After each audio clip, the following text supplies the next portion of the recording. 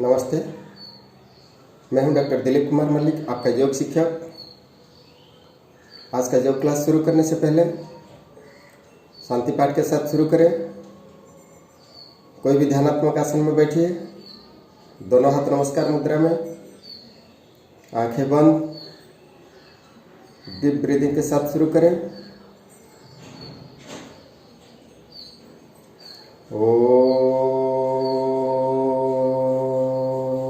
सहना भवतु सहनो भुनक्तु सह वीर्यं करवावहै तेजस्विनावधीतमस्तु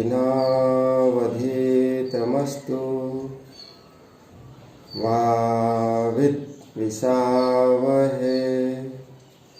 ओम शांति शांति शांति। दोनों हाथ का हथेलियों को घिस लीजिए, आंखों पर लगाइए, चेहरा को हल्का से मालिश करिए। आज हम शुरू करेंगे आसन शुरू करने से पहले प्राणायाम, और वो भी थोड़ा सा बंद के साथ। जैसे अभी तक हमने जो आसन और प्राणायाम का अभ्यास किए हैं, उसमें हम थोड़ा सा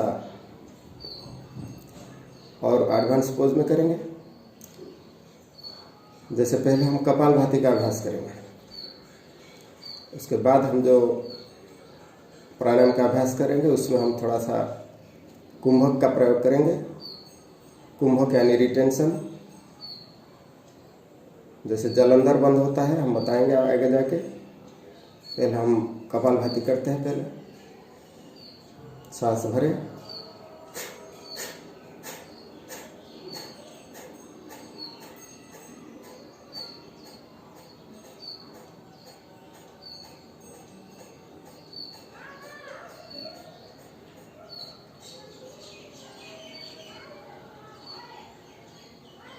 फिर एक बार सांस भरें,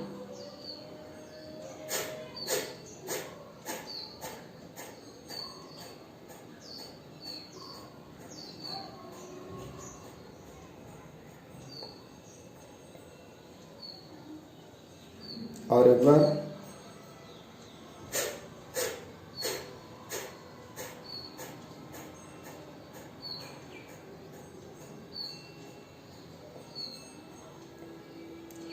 अब हम अभ्यास करेंगे अनुलोम विलोम। जैसे हम अनुलोम विलोम का अभ्यास करते थे पहले, ऐसे अभ्यास करेंगे। बाएं हाथ ज्ञान मुद्रा में इस प्रकार घुटने के ऊपर रखेंगे, दाहिना हाथ राइट हैंड को ऐसे फोल्ड करके राइट नस्ट्रिल को बंद करेंगे थंब से। लेफ्ट से सांस लेंगे, राइट से छोड़ेंगे, फिर राइट से लेंगे, लेफ्ट से छोड़ेंगे। यह एक चक्र हुआ है। फिर हम लेफ्ट से लेंगे, राइट से छोड़ेंगे, फिर राइट से लेंगे, लेफ्ट से छोड़ेंगे।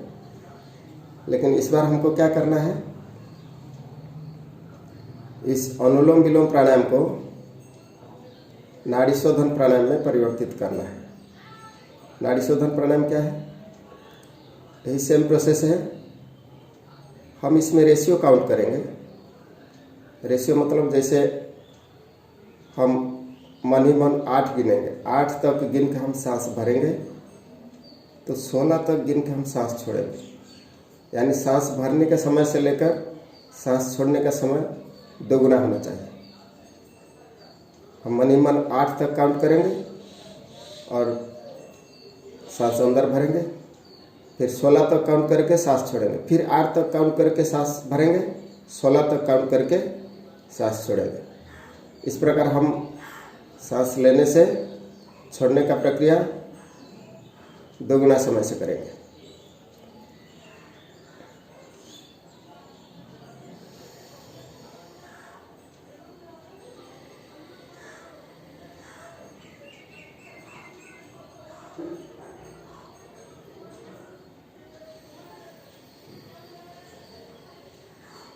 फिर 8 तक गिन के सांस लिए और 16 तक गिन के सांस छोड़ेंगे। मुंह नहीं खोलना है, मुंह से नहीं गिनना है, मन ही मन गिनना है। फिर 8 तक गिन के सांस अंदर भरेंगे,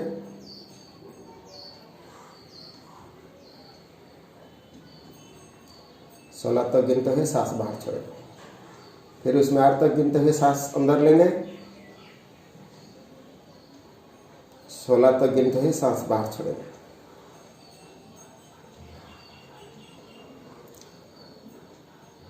अगर यह अभ्यास क्रम हो गया तो हम थोड़ा सा कुंभक का प्रयोग करेंगे। ज़्यादा समय के लिए नहीं करेंगे, थोड़ा सा हल्का सा। हम जब सांस अंदर भर लेंगे तो हम आभ्यंतर कुंभक करेंगे, यानी अंदर सांस को रोकते हुए हम इस प्रकार जो है कुंभक लगाएंगे।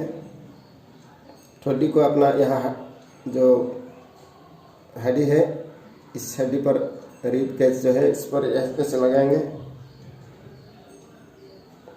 तो ये गला जो है वो पूरा ब्लॉक हो जाएगा और सांस जो है अंदर रहेगा। थोड़ी देर के लिए करेंगे, ज़्यादा देर नहीं रुकेंगे।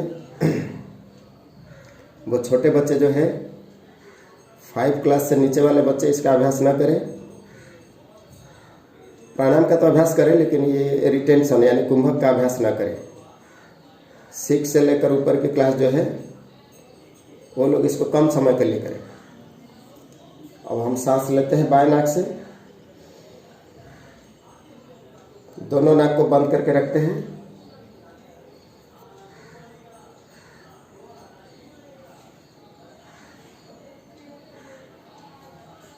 हम अभी इसको 8 तक गिनते हुए फिर सब जलंधर बंद को हटाएंगे, यानी जब इसको यहाँ चिन्ह लग करते हैं तो इसको जलंधर बंद कहा जाता है। यानी पानी को जैसे कुछ मिट्टी विट्टी डाल के रोका जाता है बांध के, तो उसी प्रकार हम यहाँ बांध देते हैं सांस को, तो ये गुब्बारा जैसा अंदर फूल के रहता है। फिर हम बाहर छोड़ेंगे और एक बार इसको बाहर पूरा खाली करने के बाद पेट को फिर एक बार ऐसे करके बाहर रोकेंगे। ये हो गया बाह्य कुंभक। एक बार सांस ले के अंदर चिन्ह लग करके रोकेंगे, फिर एक बार बाहर छोड़ने के बाद फिर बाहरी चिन्ह लग करके उसको रोकेंगे। कुंभक 2 बार करेंगे सांस लेते और छोड़ते समय। पहले तो हम सांस लिए और कुंभक किए, अब हम सांस छोड़ेंगे।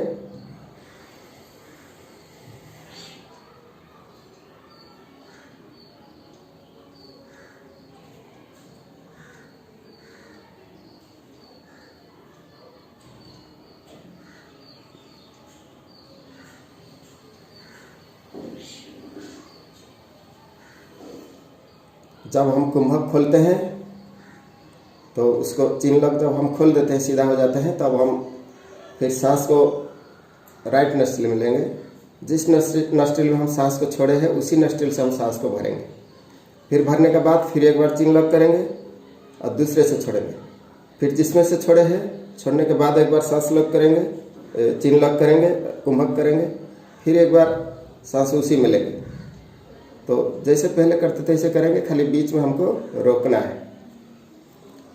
तो ये रोकने का जो प्रक्रिया है, इसी प्रक्रिया के लिए इसको प्राणायाम कहा गया है। नहीं तो हम लोग तो सांस लेते हैं छोड़ते हैं, लेकिन एक रेशियो जो हमने कहा है कि 8 का रेशियो में सांस लेते हैं, 16 के रेशियो में सांस छोड़ते हैं, 16 गिनते हुए जो सांस छोड़ते हैं।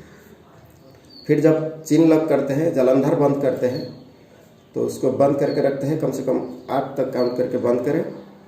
फिर इसको 16 तक गिन के छोड़ दें और फिर 8 तक गिन के लग करें।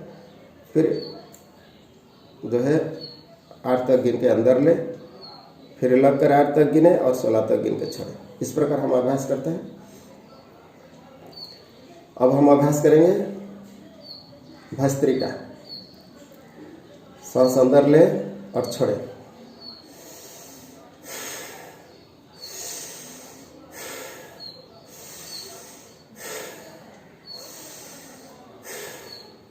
भस्त्रिका प्राणायाम हठ योग में कहा गया है, भस्त्रावलोहकारस्य। जो कमार जो होता है, जो लोहा को बनाता है, हथियार बनाता है, अस्त्र बनाता है, लोहा को धार बनाता है, लोहा को तपाता है। वो तपाने के लिए एक धोखने का यूज़ करता है, जैसे जिससे हवा भरता है और वो आग उसमें से कोयला से निकलता है और उसमें लोहा को तपाता है। तो उस टाइप का जो है वो धोखनी जो यूज़ करता है, उसको ऐसे ऐसे हवा भरता है, छोड़ता है। तो उसी प्रकार हम लोग अपने अंदर हवा भरेंगे, छोड़ेंगे, इसलिए इसका नाम है भस्त्रिका। कहा गया है भस्त्रा व लोहकार से, लोहा को आकार देने वाला जो कमार है वो जिस प्रकार काम करता है, उसी प्रकार हम लोग को हवा भरना है, छोड़ना है।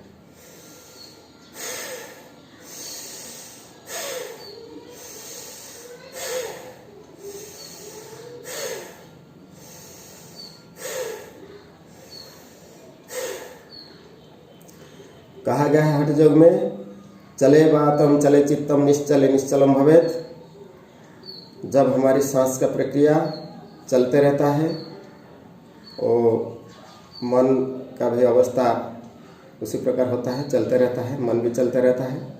चले वातम चले चित्तम, तो उसको अगर हम रोक के स्थिर करेंगे, धीमा करेंगे, स्लो करेंगे सांस लेना और छोड़ने का प्रक्रिया, तो धीरे धीरे मन भी शांत हो जाएगा।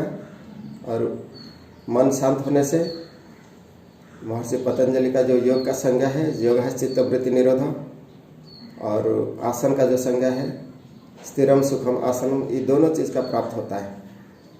एक तो मन शांत हो जाता है और चित्त का वृत्तियाँ धीरे धीरे नष्ट होता है, यानी रुक जाता है।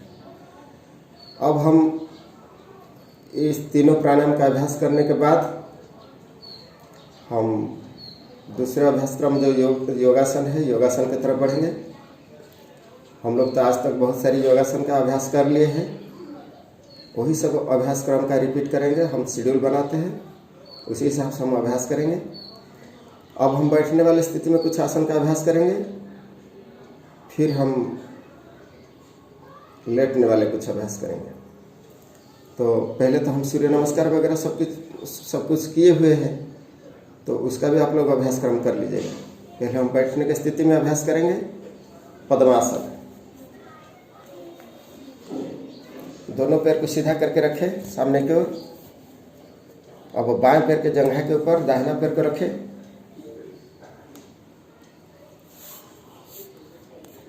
और दाहिना पैर के जंघा के ऊपर बाएं पैर को रखें। ये हो गया पद्मासन। पद्मासन यानी लोटस पोज, कमल के फूल की तरह इस पोजीशन बनता है, इसलिए इसको लोटस पोज यानी कमल आसन, पद्मासन जिसको कहते हैं। अब इस स्थिति में हम प्राणायाम, ध्यान या प्रेयर कर सकते हैं। ये ज़्यादा से ज़्यादा लंबी दूरी हम पार करेंगे मेडिटेशन में। अगर इस आसन का सिद्धि हो गया तो इस आसन में हमको जितना लंबे देर तक हमारी पैर में दर्द होता है, पैर में दर्द होने तक इसमें बैठना जरूरी है, बैठना चाहिए। अब इसका अभ्यास क्रम हम कितना देर तक कर सकते हैं, ये हमारे ऊपर डिपेंड करता है।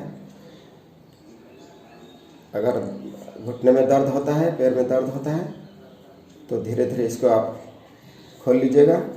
इस आसन में आप ऐसे करके ज्ञान मुद्रा में ध्यान से बैठ सकते हैं, ऐसे करके, या फिर ऐसे करके बैठ सकते हैं। अब अगर आप लोगों को दर्द हो रहा है तो धीरे धीरे इसे एक एक करके पैर को सीधा कर लीजिएगा।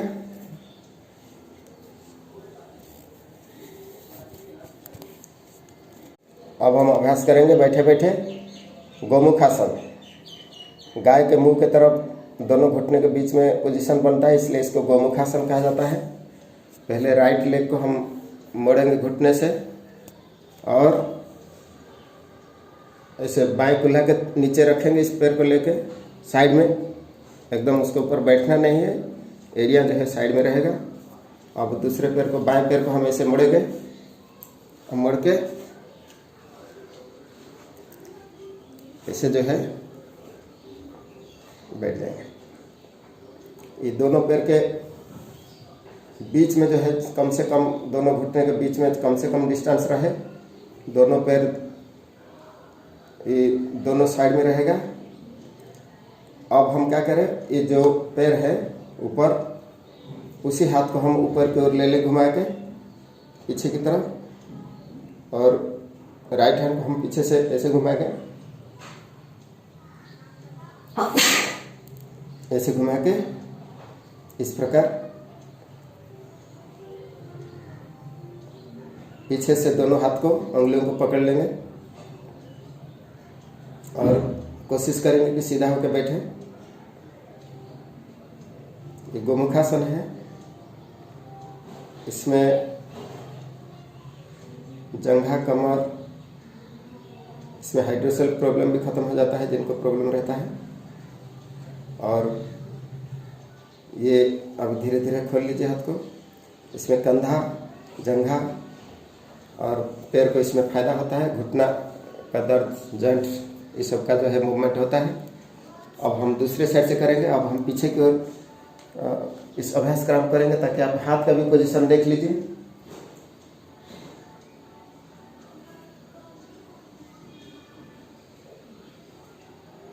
अब हम राइट लेग को ऊपर रखेंगे, लेफ्ट लेग को नीचे, ऐसे बैठेंगे।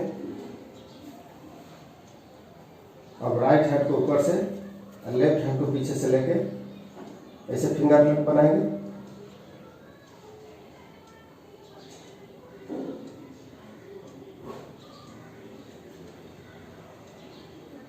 सांस का गति नॉर्मल चलेगा, ब्रीदिंग नॉर्मल।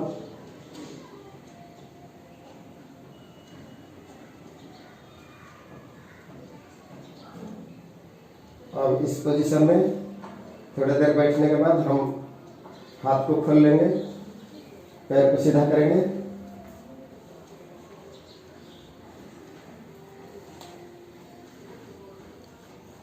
अब हम इस आसन को दोनों साइड से करने के बाद गोमुखासन से अब हम दंडासन की स्थिति में बैठेंगे सीधा, इस प्रकार दोनों पैर सीधा करके, नज़र सामने की ओर। थोड़ा सा पैर को इस प्रकार भी कर ले, ऐसे ऐसे।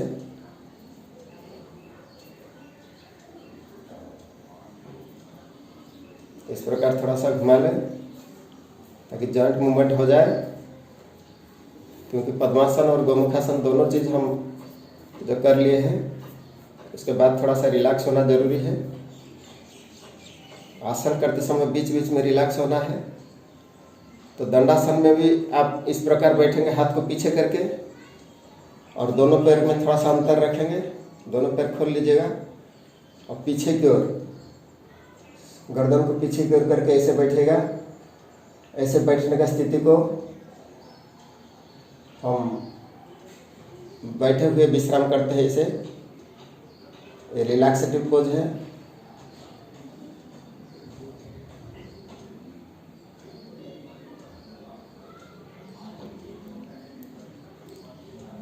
जैसे हम बताए थे कि जिस आसन करते हैं हम, जिस आसन करने से हमको ज़्यादा फायदा होता है, और बच्चों के लिए, स्टूडेंट के लिए जो जो चीज़ करना बहुत ज़रूरी होता है, हम वही सब चीज़ बताते जाएंगे। आप लोगों को मेरे साथ साथ करना है। अब हम लोग जो है थोड़ा सा चक्की पीस लेंगे। इस स्थिति में थोड़ा सा कमर को जो है थोड़ा सा फ्लेक्सिबल बनाएंगे। अब हम दोनों हाथ को इस प्रकार मुट्ठी बांध के, मैंने बोला था कि पुराना ज़माने में जिस प्रकार पुराना ज़माने में ये सब लोग जो है चक्कियों की पीसते थे ऐसे घर में, तो कभी कमर दर्द का शिकायत नहीं होता था उन लोगों को, कभी मोटापा नहीं होता था, हर काम करने के लिए फिट रहते थे। आजकल वो सब काम नहीं करते हैं तो बहुत सारी दिक्कत होता है, बहुत सारी समस्या उत्पन्न होता है।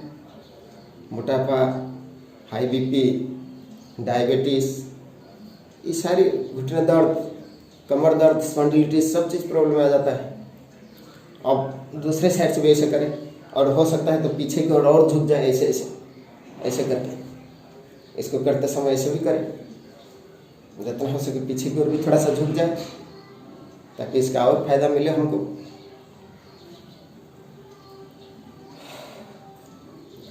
अब हम करेंगे थोड़ा सा तितली वाला, तितली उड़ाएंगे अब, जिसको बटरफ्लाई कहते हैं।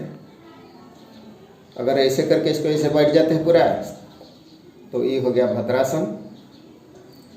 अब भद्रासन करने से फ्लेक्सिबिलिटी, अगर ये जो जॉइंट है ये सब ठीक मूवमेंट नहीं करता है, तो इसको थोड़ा सा इस प्रकार करा दीजिए। आप लोग देखते होंगे तितली जो है वो फूल पर बैठते हैं तो इस प्रकार अपना पंख को हिलाते रहता है। चाहे तितली जहाँ भी बैठा हुआ रहता है उसका पंख जो है इस प्रकार हिलते रहता है, तो इसलिए उसको बटरफ्लाई पोज कहा जाता है। अब ऐसे करने से भद्रासन का जो फ्लेक्सिबिलिटी है वो बढ़ जाता है। अब भद्रासन सही ढंग से हम लोग कर पाते हैं।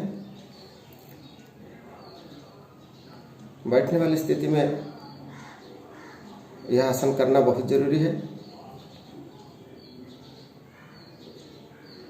इसमें सांस का गति नॉर्मल रहता है, और आप लोग जब इस अभ्यास क्रम करिएगा तब देखिएगा यह जॉइंट सब जो है दर्द करता है, और वो दर्द करने से धीरे धीरे वो खुलता है, और यह खुलने से यहाँ का फ्लेक्सिबिलिटी बढ़ जाएगी।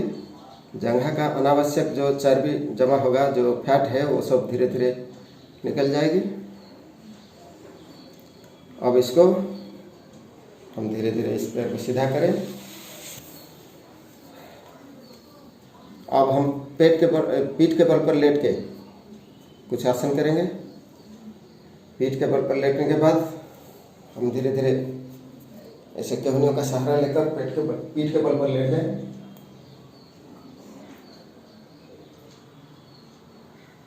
एक एक पैर का हम उत्तान पादासन करेंगे।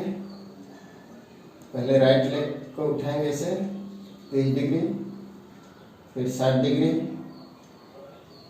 फिर 90 डिग्री तक उठाएंगे।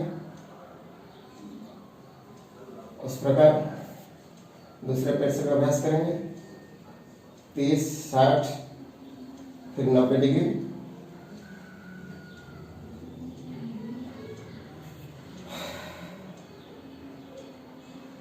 अब हम दोनों पैर में एक साथ करेंगे।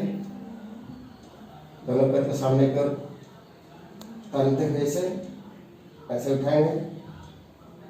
उसके बाद 60 डिग्री तक उठाएंगे, फिर 90 डिग्री तक उठाएंगे।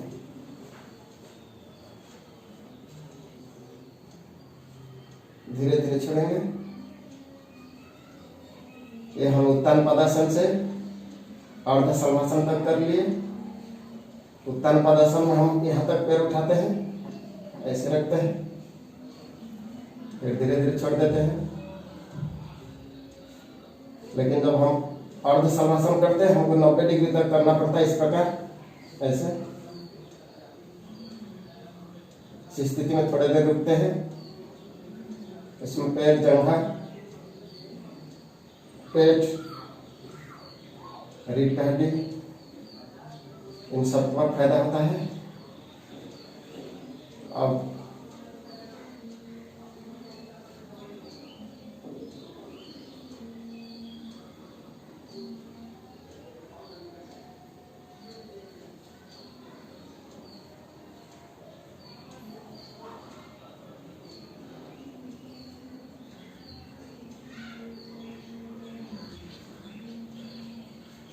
अर्धहलासन की स्थिति में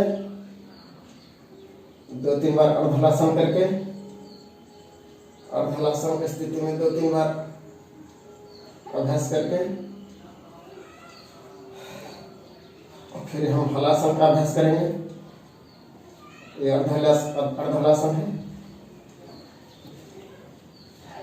अब हम अभ्यास करेंगे हलासन का। दोनों पैर को पूरा के पूरा पीछे की ओर ले लेंगे।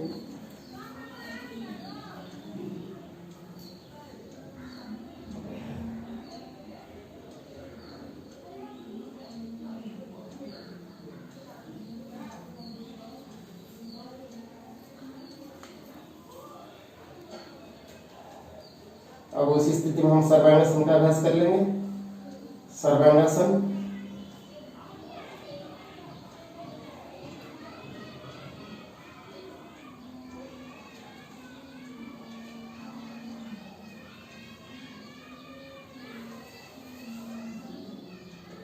सर्वांगासन,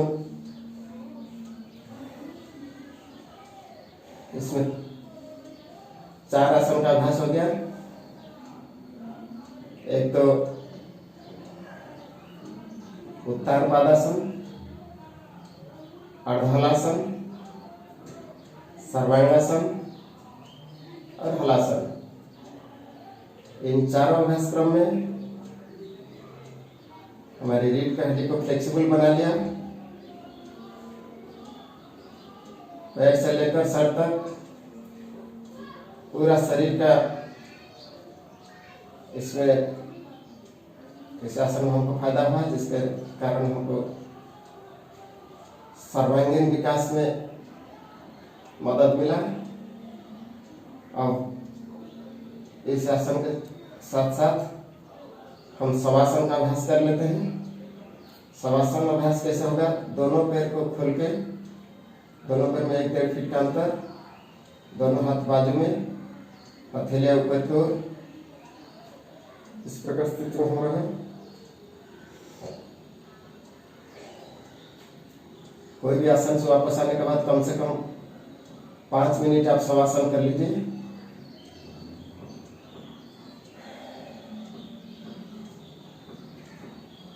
दोनों हाथ खुला हुआ दोनों साइड में, हाथ जो है हथेलियां ऊपर की ओर आसमान की तरफ, दोनों पैर में 1-1.5 फीट अंतर, पूरा शरीर को ढीला छोड़ना है। ये रिलैक्सेशन पोज है शवासन।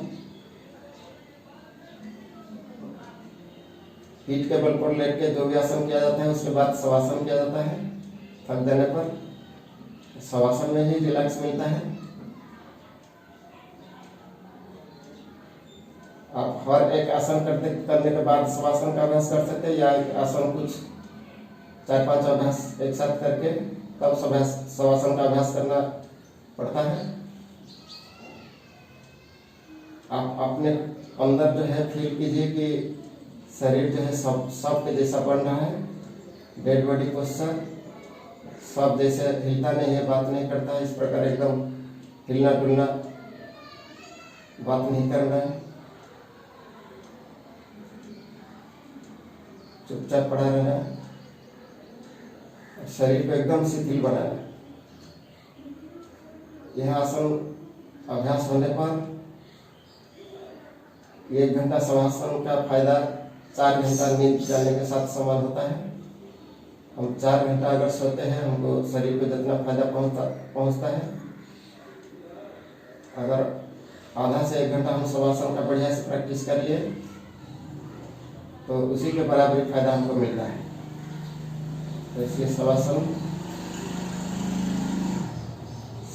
का अभ्यास करना बहुत जरूरी है। शवासन से जब हम वापस आएंगे तो दोनों पैर को हम सीधा करेंगे, दोनों हाथ को ऊपर की ओर, सर के ऊपर दोनों हाथ को लेके जमीन पर रखेंगे, पूरा शरीर को खींचेंगे, थोड़ा सा तानेंगे, इसको स्ट्रेच बनाएंगे। और इस स्थिति में थोड़ा सा लेफ्ट की तरफ और थोड़ा सा राइट की तरफ इस प्रकार करवट लेके लेफ्ट साइड से ऐसे करके तब हम उठ के बैठेंगे। शवासन अभ्यास करने के बाद हम ध्यानात्मक आसन में बैठेंगे। 2 बार ओम का जप करेंगे, 3 बार। ओम